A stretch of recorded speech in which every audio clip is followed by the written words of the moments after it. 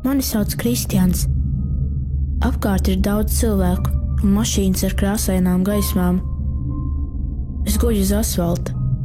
Man vienmēr būs 11 gadu, un man nemaz vairs nesāp. Bet manai mammai ļoti sāpēs. Tāpēc es gribu, lai visiem bērniem ir atstarotāji, un lai mammām nesāp.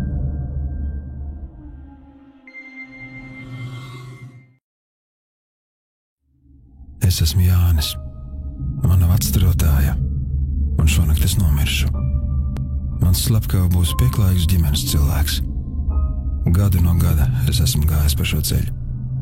Šodien es te palikšu, starp sasistiem stikliem, kauliem un cerībām.